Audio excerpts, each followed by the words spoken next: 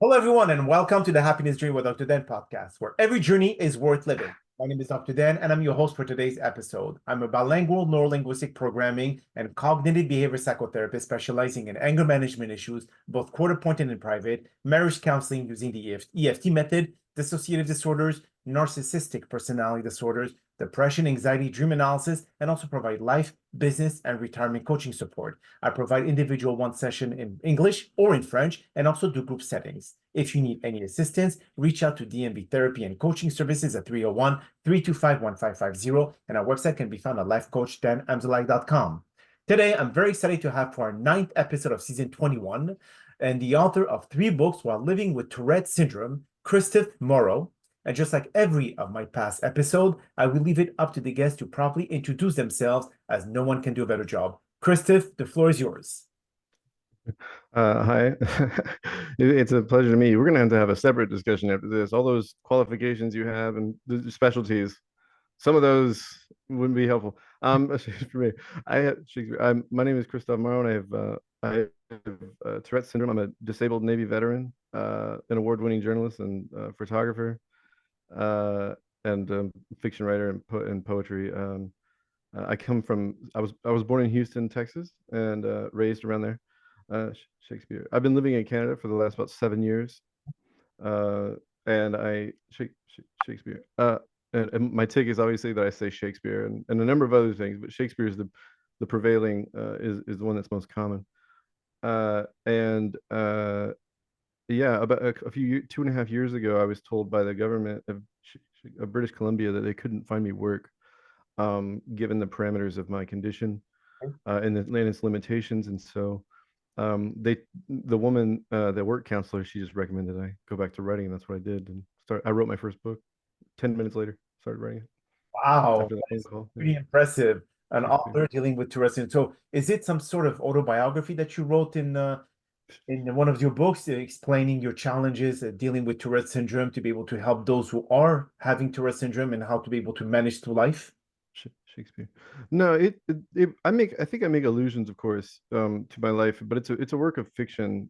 Um, In fact, it's an epic fantasy, which is an unusual genre for me to embrace because I was always very serious about my work. I wrote literature, like I tried to write literature, like early in my writing. I studied Hemingway, Steinbeck, Mark Twain, and but when I discovered Charles Dickens and the music of his work, it really expanded it exploded my view of an understanding of writing.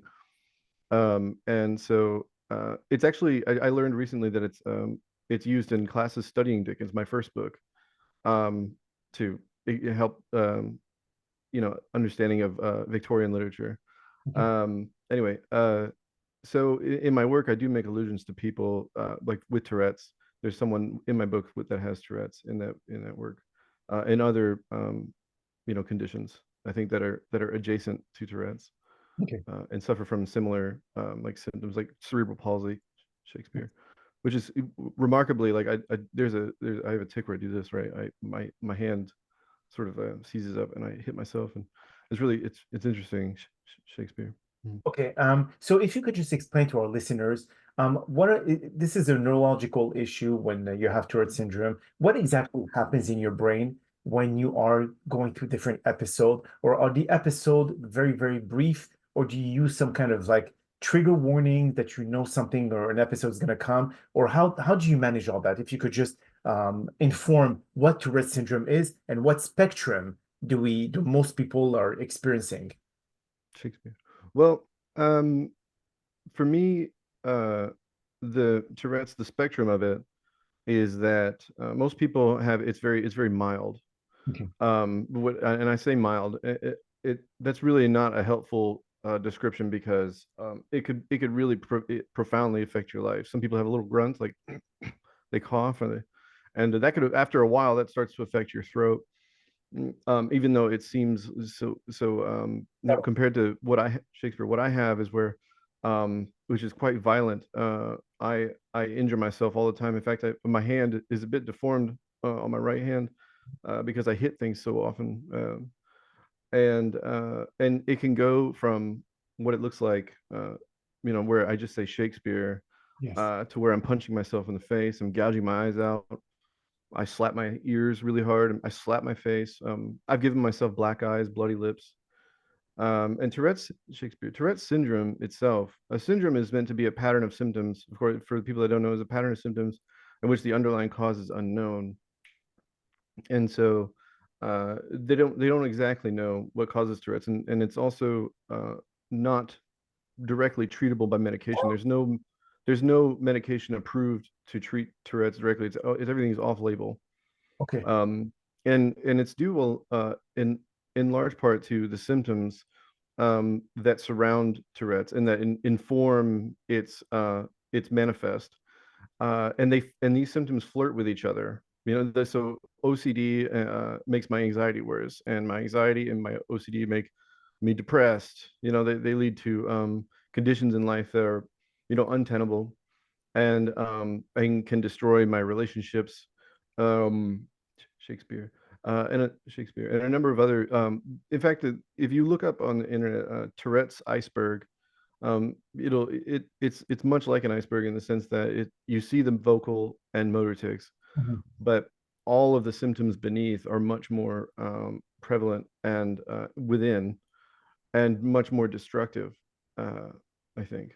And so, And yeah. so in which region of the brain is it affecting? Is it the prefrontal cortex, or is it the right or left side of the brain? What exactly are the place in the brain that is hurting the person to be able to deal with those issues? Shakespeare. I never, it's funny. I've looked this up so many times and I can never remember. There's so many different. Okay. It's like I feel like it's like something like the hippocampus or the amygdala, or Okay. I honestly can't remember. But the Shakespeare, there's something called deep brain stimulation, where they carve a hole in your skull, and then they drill a hole, and then they stick in a lead. Yeah. Yeah, it's a rod all the way down through the middle and to the center middle of your brain at the bottom, and then and they install an electrical lead that's attached to a battery that goes underneath your Well, an skin. experiment with a girl from UK. She had very severe Tourette syndrome. It helped her, Hmm. but then she had infection and severe infection, so they had to remove the probe from her brain, and Oh God. then all her episode came back. So yes, I did. It was on the show 2020 in the US, and they talked about her. Now she's like older. She's like but she had it since she was like 11 or 12 years old. Shakespeare. So I forgot the name of the girl, but once I find it, I'll be able to get back to you with that. But Hmm. so have you considered this option, Kristof? Shakespeare. Well, given my profession, no, because I mean, I find the work that surgeons do very impressive, sure. But I don't, the way I grew up, in a very abusive household and stuff, I have been, my trust in others has been depreciated such that it would be impossible for me to submit to, consent to, really truly, because the notion that they're sticking something through my brain and they would get it exactly right and not, and there's, I mean, for the people that don't know, they have to, in order to like even discover what function of the brain is part where is, like they use, like they have to have damaged brain. They have to have that part of the brain has to be damaged, and then they're like, oh, that must control this because they can't do this anymore, or they do this all the time now. Correct. And then that's a really interesting and inefficient way to discover its function, different functions. But yeah, I agree. And now, how's but it's the only with way. the Sure. Tourette syndrome? I know that sometimes, like you said, you hit yourself, you injure yourself to a certain extent, of course. But how often does those urges to be able to slap a door or slap your face or whatever it is that occurs on a daily basis? If you would have to count them, what would be the number? Oh my God. Okay, well, Shakespeare. If we're including ticks, all my ticks it's hundreds of times a day. Okay. But the ones that are most damaging or injurious to my self-worth and my body, uh, and frankly, like my relationship with other people, because when I'm out in society and I'm shopping at a grocery store or I'm sitting in a cafe and I scream, Okay. it very much startles people. Those happen probably just a few dozen times a day. I say just a few dozen. Yeah, I just yeah. Shakespeare. And so I mean it ultimately it really it's led to my hand um constantly aching um and and it's chronically swollen. So Well, okay, yeah. so why do you use only one hand versus the other? Are they equivalently hitting items, or is it just specifically the right hand versus the left? It's really it's very peculiar. It's and fascinating because if my right hand is occupied, if I'm holding my phone, for example, with my right hand, I'll use my left hand to perform the tick. Isn't Oh, that interesting? Yeah. that's it. So there's not one primary hand that's going to be doing all the hitting. It's like one Mhm. occupied. So is there something that you could use where both of your hands are constantly occupied, so you do not have that urge to be able to hit? So if you write a book, obviously your two hands are going to be hitting the keyboard. So do you feel that this kind of calm you down and do not allow you or do not bring you to having to hate yourself in any shape or form? I have tried that. It's a measure that ultimately does not work 100% of the time, and it's eventually my something about it begins to fail, and then it just sort of starts up again. I start hitting myself with whatever I'm holding. So, um, it's actually quite perilous. Like I can't hold knives, for example, because I will stab myself in the neck or face. Okay. Um, yeah, Shakespeare. And so I've actually, and it's also not totally 100% consistent. I will sometimes what I'm holding in my hand, I'll throw it. So like I've thrown my phone. I mean, I've just thrown a lot of stuff. Shakespeare. Mm. So in a day-to-day basis, Kristof, I mean, how much of it would you say that you're fully functional if, let's say, you focus more on the task at hand? But if you, let's say, you take time to relax, is this when the episode or the takes are happening more often? Or is it happening equally all through the day, no matter what your activity is? Hmm. No, it is determined a lot by my environment. Okay. Is and by what I'm occupied by. So Shakespeare. When I'm doing my work, when I'm writing, which I do every day, I write about 1,000 words a day at least. Um, I have them far fewer than I normally do, and that is because I focus so much on my work, and I have a great affection for words, and so uh, I love to parse out and distill the relationships between them, and so like when I'm focusing on something, I generally don't have very many ticks. um but when I'm not, when am left to my own sort of, like, for example, I hate hiking for that reason, because you're out and like there's no stimulation with Shakespeare, there's no stimulation. And so other than like looking at the greenery, there's really nothing else for me to sort of distract myself with, and I often have a lot of ticks. Um, yeah, to give you an example, like if I'm driving, they happen when I'm at a stoplight. You know. Okay. So are you allowed to drive? Mhm. Oh, so but if can a tick make you press the accelerator, just like oh it doesn't. So is it mostly the upper extremities of your body that you have the tick and on Mhm. the lower? It's Shakespeare. It's never happened where I've had like I've done something like that. I've had to, and uh in any case, I would actually argue it's about as distracting as a sneeze, maybe, Okay. Oh, while I'm, very, very yeah, so it might actually even less than that a little bit. Yeah, and so it's really, driving hasn't really been a problem. okay. Um, Okay, yeah. that's good to hear. At least it didn't limit disability. And so when it comes to like you said about dealing with people in society, in like around when you go with friends and all that. Do you feel that this has hindered you developing long-term relationship because people are more judgmental about your disability and they say, oh, you know what, we do not want to deal because it's embarrassing? Or have you kept a good amount of good friends that are, that are immune, or would say it doesn't bother them, kind of thing? I think that most people that I meet and befriend, first I would say that most people are really accepting of it. And I think a lot of it, the currency for that comes from the fact that they're very fascinated. Not many people have Tourette's, as extreme as I do, and so it's quite apparent, and they just they want to know, like, why is this, why does it happen, why does it work like that?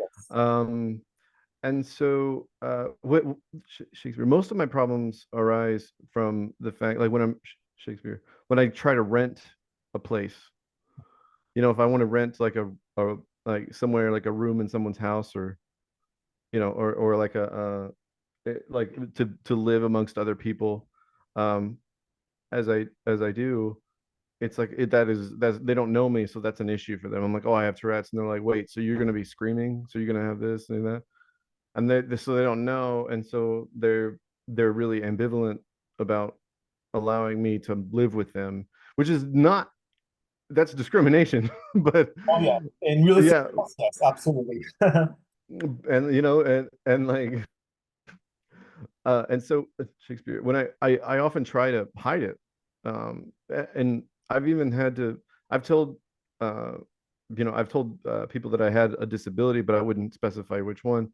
And sometimes these landlords would actually ask me, like, oh, what's your disability? And I'm like, you can't, not allowed to ask that. Yeah, and so most of my problems in that sense arise when there's some kind of money involved. Yes, Mm. yes, absolutely.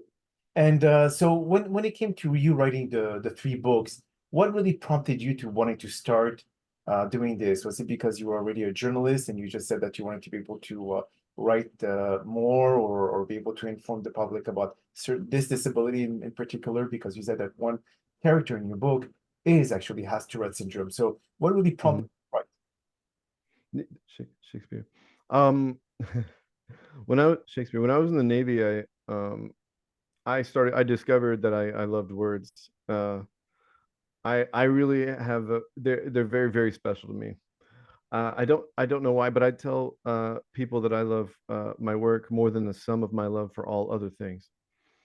And so for me, Shakespeare, for me, it was sort of like being backed into a corner. I had uh if I Shakespeare, I'm disabled, and I couldn't, they told me I couldn't do a job. And so what was my function in society? And I knew that I had some measure of a helpful intellect. So I said, I love writing, but I've been quite distressed and in despair for years because of Tourette's, but this is all I have left. So I started to I just decided, okay, I'm just going to do something. I started writing them, and I started writing 10 minutes later, but um, after the phone call. And so for me, it was about discovering that purpose and making it realized. And it has. Mm, it really has.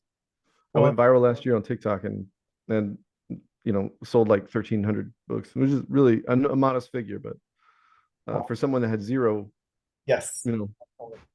Well, that's really impressive. The thing is, you never let your disability control or dictate who you are, Kristof. So kudos to you for doing. I mean, I know some people who do not have any disability, and ask them to write one word in a book, it's possible. You wrote three of them. So congrats. Yeah. I know what it takes to write. I mean, I wrote 10 of them. I know how much it takes, the Wow.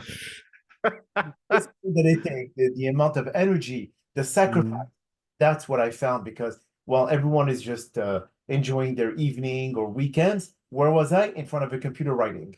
hmm Okay. hmm So that takes time away from family, away from loved one. So obviously, there's definitely a lot of sacrifice to consider. but you know what? You made it happen. So again, congratulations, Kristof, because this is something that you have to be proud of.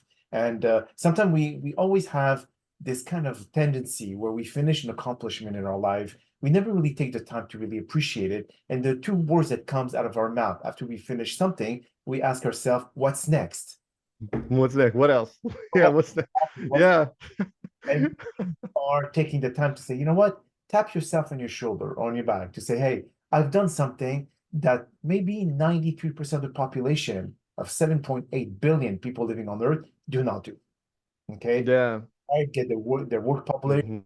share their life with other people, etc. So again, congratulations to you, my friend. And then adding your disability to the mix, but you still made it happen. This is quite a feat. Shakespeare. Well, Shakespeare. I really appreciate that. I actually, it's funny because Shakespeare. I just finished my second novel. The three books that I've written. One is a kid's book that I did for fun.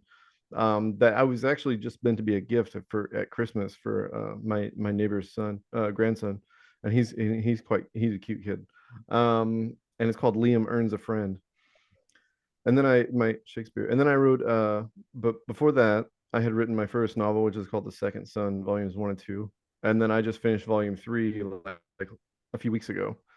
And I started volume 4. Like, here's the funny thing, because you just said we didn't take time to appreciate it. I took like a day off and then started writing volume 4. And now, I mean, I've only been writing it for 15 days and it's 42 pages, 13,000 words. Okay. Yeah. Again, but still, despite all that, despite your limited capabilities, you still made it happen. You still, put yourself, you set your mind to be able to accomplish that and to finish this. So again, congratulations to you for that. So tell us, where can people find those books? Okay, because I'm sure that people would love to be able to read your ideas, your thought about Tourette syndrome, how to live with it, etc. So tell us a little bit more before we conclude the podcast. Shakespeare. Well, it's Shakespeare. It's on Amazon. It's on Kobo. And Shakespeare. The digital version is only like $1.99, I think. Okay. Uh, yeah, and I have a website. It's kristofmaro.com, Okay. which has like links to all my like social media and stuff, and where I talk about Tourette's and other things Okay. uh relevant to me. Now, I noticed that you say the word Shakespeare very often. Is that a word to be able to calm down an episode that may come and that may kind of like get worse, or is the word specifically Shakespeare brings down the effect of the Tourette? Mm. Shakespeare. It's actually a symptom of OCD.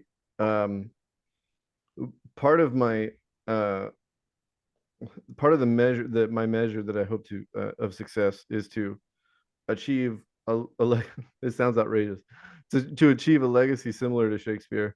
And Yeah, so for me, it's Shakespeare. It began as me sort of always contemplating that and giving it considerable thought to uh, to do that, and so it's one of those things where when I start to think of a certain topic or subject, um, word, it becomes a tick. It's Well, happened with words that are less that are not as flattering, um, and are unhelpful in building relationships with people, because they're considered like hate crimes if you were to say yeah. that sort of thing. Shakespeare, and so yeah, so Shakespeare is just it's a manifestation of that. Okay. And do you have any last word that you want to share to our listeners about your condition and how to be able to overcome it? If that could be done, of course. Hmm. I think that you have to concede that you won't overcome it completely, Okay. uh, because that's a chase that never ends. And so I think it's important to accept when you are limited, and that there are going to be growing pains when Yeah. you develop a disability, and to understand like where those will manifest and where you can improve and what you can then do to make it better. Beautiful, beautiful. Well, Kristof, that is all the time that we have for today's podcast. I really appreciate you taking the time out of your busy schedule to join us. And thank you again for participating and inspiring our many listeners with your incredible story. Now, we hope that you've all enjoyed today's episode. I'm also very excited about the many upcoming guests that we have scheduled for season 21 of the Happiness Journey podcast, filled with inspirational stories, just like the one that you listened today. Now, here are some concluding words of wisdom. To everyone facing Tourette syndrome, your resilience shines brighter than any challenges out there. Embrace your uniqueness. Great it is your strength. Your journey inspires courage and unity in others. Surround yourself with love and support, knowing you're never alone. Each step forward is a triumph worth celebrating. Keep shining your light, illuminating path of hope and acceptance. You are a beacon of inspiration to us all. My name is Dr. Dan Amzalag, and you may all keep pursuing your amazing journey in life.